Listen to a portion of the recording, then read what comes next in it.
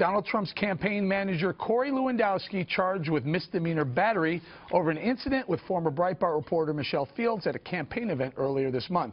Fields filed charges alleging Lewandowski forcefully grabbed her arm while she attempted to ask Trump a question. Lewandowski's attorney says his client is absolutely innocent and is completely confident he will be exonerated. Both sides say this video you're watching right now benefits their case individually. Trump is adamantly standing by his aide. Corey's a fine person. I looked at the tape, but the tapes were supplied by me. Tapes to me are very conclusive. A lot of people are looking and saying, how can anybody be charged? She was actually, if you look at her, in my book, and according to a lot of people, she's grabbing at me. And he's acting as an intermediary and trying to block her from doing that. The news conference was over. It was done. It was finished. And she was running up and grabbing and asking questions. It's very unfair to a good person. He's got a family. He's got 4 beautiful children. I think it's very, very unfair to a man with a wonderful family back in New Hampshire who gets, what, a criminal situation over that? More now from Chief Political Correspondent Carl Cameron. Carl, this is quite disruptive to these campaigns, is it not? Well, it doesn't come at a time that Donald Trump would like, but this sort of thing never could. But Donald Trump and Corey Lewandowski have argued from the very beginning that nothing ever happened, that there was no assault, there was no battery, and that this is completely overblown and, frankly, an attempt to smear Donald Trump by going through his staff, what Ted Cruz has called his henchmen in the last few days. The video does show Corey Lewandowski and the former Breitbart reporter Michelle Fields engaged next to Donald Trump. The laws of Florida say any unauthorized, any unwanted touching can be construed as a possible simple battery or misdemeanor battery.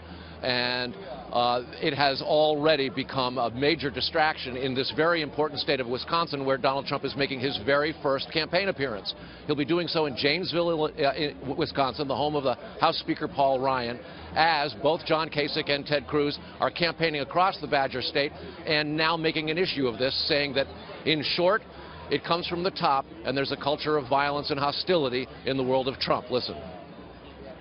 It's a very sad development. And this is the consequence of the culture of the Trump campaign, the abusive culture. When you have a campaign that is built on personal insults, on attacks, and now physical violence. I can only talk about what I would do.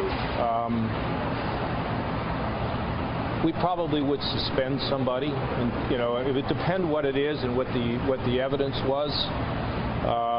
But when we see things that we think are inappropriate, we take action. In fact, John Kasich's senior political advisor said if it was somebody who had done something like that on their campaign, he probably would have been fired by now already. Eric? All right, thank you, Carl. I appreciate the update. Okay, we'll bring it around the table here a little bit. Ebony, Carl mentioned in Florida any unauthorized touching could be simple misdemeanor battery. Yeah. That's not a very high bar to clear. No, it's not, Eric. You know, it's an intent crime. It's a misdemeanor, so not a felony we're talking about. And here's what we know. Certainly, this it's an intent crime. It is there has to be some intent. There has to be some intention behind it, and this is where it gets interesting, right? I'm going to circle back to this. Let me just legally geek out for 1 second here. Okay, so Corey hasn't been convicted. He still has his day in court. He's innocent until that time that he's proven guilty. But I want to say this. We know for the fact that law enforcement has actually brought charges now, criminal charges, that they had to have probable cause, because you can't bring charges without it. Probable cause, that's a different standard of proof than beyond a reasonable doubt. It says more probable than not, 51% likely, I'll say, that indeed he did the crime alleged. Law enforcement, they released a statement, and they said they relied heavily on the video provided by the Trump organization, okay, and it looked very similar to Michelle's account of what happened. They take those together with other eyewitness testimony, and they find probable cause. So that's why we have at least charges at this point. Now, when it comes to defense, what are they going to argue? Because the tape looks, for many people, like, okay, there's a clear touching there. You argue the intent, Eric. You say, well, maybe I brushed up beside her, maybe I even grabbed her, but this was the reason why. It was not to harm or damage her. Corey's got a little bit of a problem from a defense standpoint. To me, if he was my client, I would be frustrated with the tweet that he sent out immediately following the event that said, I didn't touch her, because now you're denying something that factually looks in conflict. Dana, what the optics of it right now? What should they be? What should the Trump campaign be doing? Well, they should have done the right thing from the beginning, which is he should have apologized and then it maybe would not have escalated. But it's never wrong to do the right thing. And apologizing for something like that in the middle of a scrum, I think that would have been possibly acceptable to her. But when the first reaction is to lie about it and say it never happened, and then to try to smear her reputation. I mean, Donald Trump just said in his interview on the plane that it's unfair to Corey Lewandowski. Well, why is it fair to Michelle Fields to smear her reputation? She lost her job.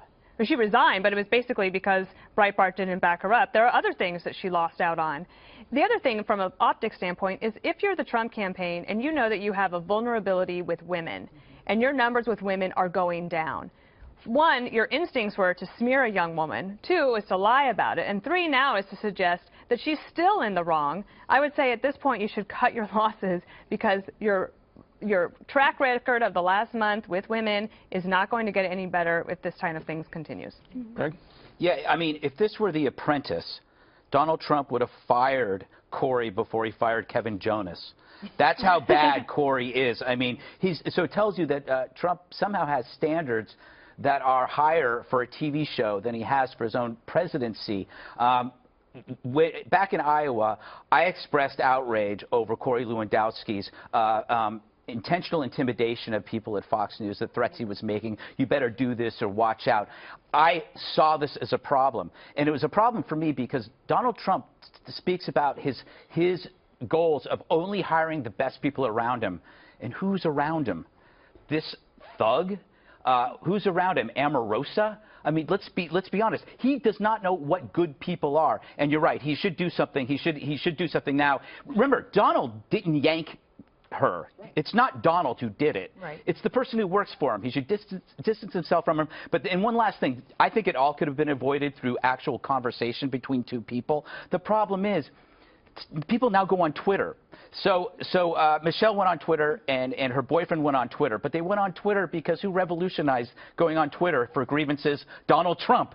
That's where he fights his battles, are on Twitter. So that's where she went. It was a flurry of demeaning behavior from the Trump camp. They should have just said, hey, it was a mistake, that mistakes happen, and it all could have been avoided. But instead, they forced her hand, because as she said on Megyn Kelly, she did not want to press charges. But when somebody calls you delusional, when says you make up stuff, calls you a liar, which Trump did, then you have no choice but to press charges to prove that you are sincere. And the conclusive proof is in that video. It's in that video. So are you pointing the finger at Corey Lewandowski or Donald Trump? I think if Trump doesn't act, then it's on him. And he's got to show that he already has. Yeah, I know. That's the sad thing. But he has he should, if he wants to be president, you have to have the temperament. You can't have thugs around you. Right. You can't. Let me ask you this. Respond to that if you want. But do you remember about 6 months ago, it was a Rubio campaign advisor who punched a Rand Paul campaign person in the face on tape. They had it. And it was the state of Michigan, and Michigan dropped it because there wasn't enough there. They didn't deny it, though? Right. Yeah. No, nobody it was on tape. Nobody lied. This is on tape. But the problem here is you have a guy running for president who's the front runner who's backing up a guy who lied. I mean, Corey said he didn't touch her. At one point, I think he said he never met her, he never touched her. So once he's put that out there, and that is determined to be a lie, I don't understand how Donald Trump isn't apologizing, because he obviously believed someone who told a lie. That's not what we're seeing on tape. There's footage of it. And at this point, from a political perspective, this guy is a huge liability. This does not help Donald Trump. I don't care about those people who are retweeting him and saying, yeah, Donald. Anyone with eyes who sees the video knows that this guy lied and you're backing him up. So you want to be a big man and say, you know what, this is not the story I heard, this is not how it went down, and have the guts to fire this guy, because obviously he doesn't have the guts to resign himself. Would anyone disagree with Corey Lewandowski now saying, you know what, it was busy, it was a media scrum, I was trying to get the candidate out. Where's the apology then? So if he said, in the aftermath, I saw the video, you know what, it happened, I apologize, would that... The lawyer be freaking out, Eric. At this point, it's too late for that. At this point, nothing, he can't make a statement like that. That would be in his legal disinterest. At this point, he needs to have his day in court and argue a lack of intent around the contact at that point. Wouldn't that be arguing the lack of intent? Look, I didn't realize, I didn't mean to hurt her. I was just trying to get the but he's got to do that now in a courtroom. He's got to do it in court. But he already said in his own words that he never met her, that she's delusional, that she's a liar. I mean, basically... And the prosecutors are going to rip him for that. Yeah, so how can you now apologize? I mean, you've already been you've been charged with a misdemeanor crime. He had a chance to apologize. And I mean, once she tweeted out, she obviously had bruises. I mean, there was a space of time, I think, where this guy could have come out and said, you know what, I didn't realize that I injured you. That was not my intent. I apologize. You don't come out and try to slander somebody's reputation and say you never met them, when in fact, yeah, you did. You grabbed her arm and she was damaged as a result of it. This does not look good for him, and I'm sorry it doesn't look good for Donald. Politically, real quick, I think there's no upside to keeping Corey. That's what's weird right, to me. exactly. The only downside.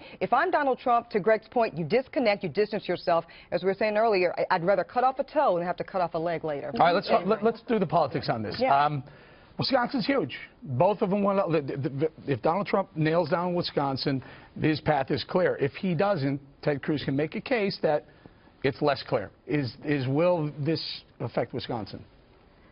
Well, I don't think it helps. I don't know how much people will necessarily be paying attention to it. And Donald Trump's there trying to talk today about jobs and the economy. One of the things that you want in a campaign is you want like a clear runway so that you can focus on your message, and you should focus relentlessly on jobs and trade if you're going to be in Wisconsin. But if you're spending half the time on your interview on your fancy plane talking about how your campaign manager, this poor guy with this beautiful family, has been attacked unfairly, while this other part of the story is that a young woman was attacked unfairly by the campaign, then that's probably not good. And I also think that Republican women, the numbers, I don't know exactly what they are in Wisconsin, but I believe that they track with the national numbers. The Republican women, about 37% were saying, okay, he could be our guy in the future. That was down to 24% in March. So early March, and now, so it's March 29th, 30th. I don't think it's headed in the right direction. But the other thing, too, is if you think about people who, the team sport ideology of sports, you know, of politics, once you are all in on something, it's almost impossible to change your mind, because then emotionally you have to admit that you're wrong. So the genesis of this story was that, you know, it didn't happen. It did happen, but it might have been the wrong guy who grabbed her. How could it happen? There's no tape. Oh, there's tape, but it was nothing. Wait, new tape shows that it's more than nothing. Well, then maybe she deserved it because of the scrum of the reporters. No matter what happens, there will always be a strong, vocal, supportive group of Trump supporters who will say, Yeah, but you know what? A lot of those people, what bugs me is a lot of people supporting Trump. If this were President Obama, one of the key issues, though, was that President Obama doesn't know how to say, I was wrong. And guess what? They're right about that. When he makes a mistake, or he makes a misjudgment, or he speaks too soon on something, whether it involves police or whatnot, and you find that out, you want to say, why can't you just say I had it wrong? Have some humility. Right. Yeah. So that's, you know what? Demand the same thing from the guy who has values that you admire, or who has economic policies that you admire. You can't have one set of rules for the guy whose politics differ from yours and another set for the guy whose politics are the same. Demand the same standard across the board. Absolutely. Final thought? Yeah, I mean, I think it's an opportunity, right, for Donald Trump to kind of demonstrate the leadership. You use the Apprentice example. He's the guy that can make the hard decision. This is a hard, difficult decision. I understand there's a temptation maybe on the Trump camp to show loyalty to his person. But, you know, do the right thing, do the thing that makes legal sense, and really the politically savvy thing if it's not about doing the right thing. We got to go.